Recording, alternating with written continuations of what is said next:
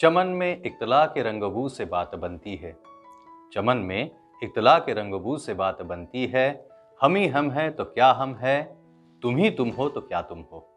नमस्कार, मैं Kiran Acharya, honourable member of vision group Nagpur, आप सभी का इस मंच पे स्वागत करता हूं। आज के हमारे टॉपिक्स है एसएससी, सीबीएसई एंड आईसीएसई। ये क्या है? पेरेंट्स को अमूमन तौर पे स्कूल में एडमिशन लेते वक्त या तो इन चीजों की जानकारी नहीं होती या तो उन्हें पता नहीं होता है कि इनमें से एग्जैक्टली किस बोर्ड में हमारे बच्चों का दाखिला हमें करना चाहिए। जी हाँ, यही है आज का हमारा टॉपिक जिसके ऊपर हम बात करेंगे। अगर आपने हमारे इस चैनल को अब तक सब्सक्राइब नहीं किया है तो आप सभी से मेरा निवेदन है कि प्लीज हमारे इस चैनल को सब्सक्राइब कीजिए। जैसे कि आप सभी जानते हैं कि हमारे इस मंच की एक विशेषता है, हम टॉपिक के साथ साथ यहाँ पे इन वीडियोस में आपको कुछ ऐसी कथाएं भी सुनाते हैं, कुछ ऐसी स्टोरीज भी सुनाते हैं जो आपको एक सोच पे मजबूर कर देती है। हमारा ब्रेनस्टॉर्मिंग होता है।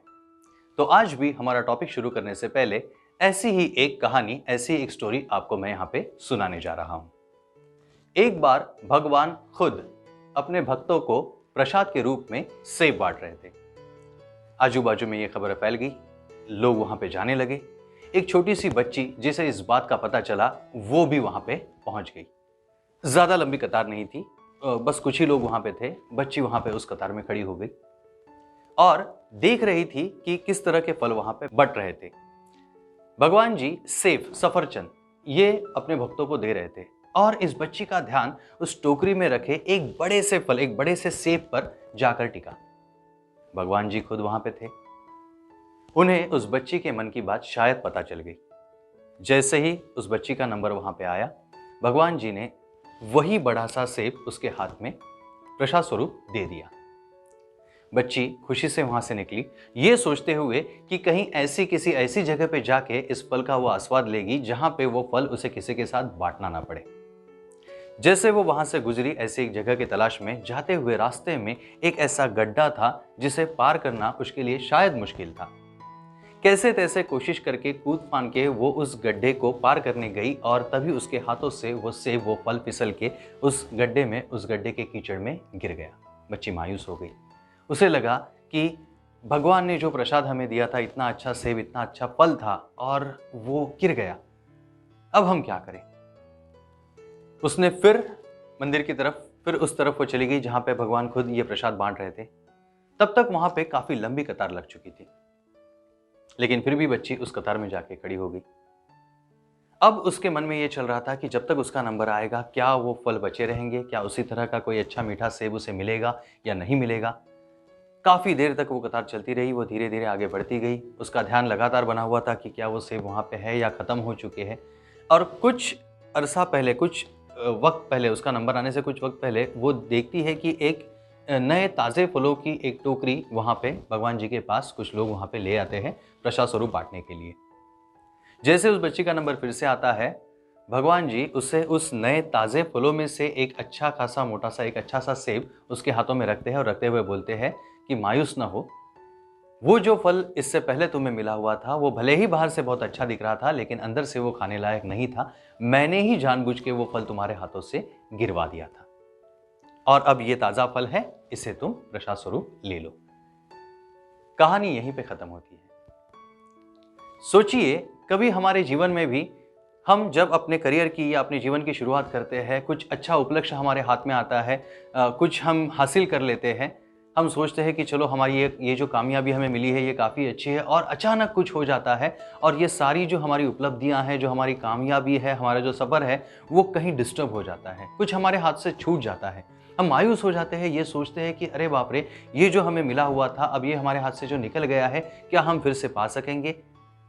फिर से कोशिश और फिर से जीवन की जब हम शुरुआत करते हैं तो शायद हमें फिर से वक्त लग सकता है, लेकिन हमेशा हमारी कोशिशें बनी रहनी चाहिए। हो सकता है जो प्रसिद्धि, जो उपलब्धि आपकी, जो आपने गंवाई है वो शायद बेहतर ना हो या आप उसी के लिए बने ही ना हो।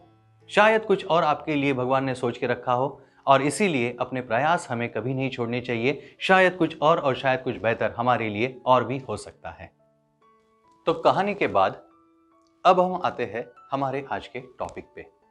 जी हाँ, आज का टॉपिक है जब हम हमारे बच्चों के एजुकेशन की शुरुआत करते हैं, जब उन्हें हम स्कूल में दाखिल कराने जाते हैं, तो हमारे सामने 3 मुख्य ऑप्शंस आते हैं, एसएससी, सीबीएसई, आईसीएसई। जी हाँ, इन 3 बोर्ड्स के स्कूल्स हमारे सामने होते हैं। तो आज हम जानने की कोशिश करेंगे कि ये 3 बोर्ड्स एक्चुअली है क्या, किस तरह से, एसएससी क्या है, सीबीएसई क्या है और आईसीएसई क्या है। शुरुआत करते हैं हम एसएससी से।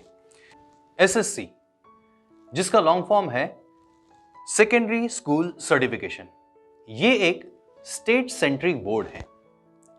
ये स्टेट सेंट्रिक बोर्ड महाराष्ट्र के अलावा मध्य प्रदेश, आंध्र प्रदेश, गुजरात और गोवा में भी स्थित है। और साथ में शायद आप लोगों के लिए ये नई जानकारी हो, जी हां, ये पाकिस्तान और बांग्लादेश में भी है।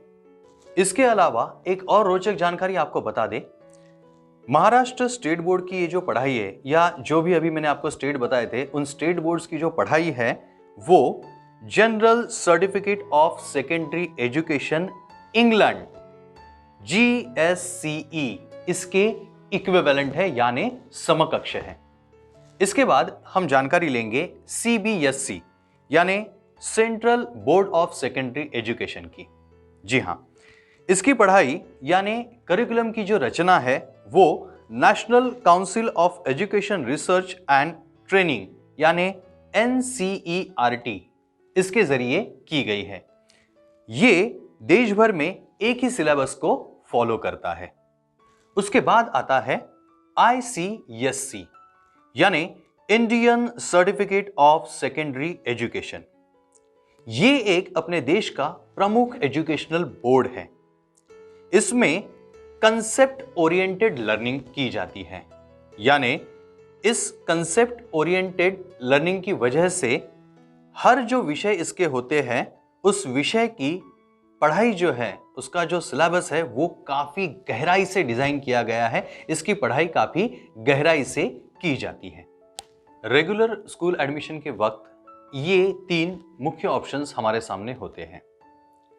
इसके अलावा एक और ऑप्शन भी है जिसके बारे में मैं आपको आने वाले वीडियो में बताऊंगा, और उसी के साथ साथ आने वाले वीडियो में हम बात करेंगे एसएससी, सीबीएसई और आईसीएसई के विशेषताओं की, यानी फीचर्स की, जिससे आपको इन तीनों में से कौन से बोर्ड में आपके बच्चों की पढ़ाई करवानी है, इसका निर्णय लेने में आसानी होगी।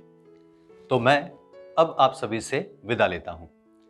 अगर आपने अभी तक हमारे इस चैनल को सब्सक्राइब नहीं किया है तो आपसे निवेदन है कि हमारे इस चैनल को जरूर सब्सक्राइब कीजिए।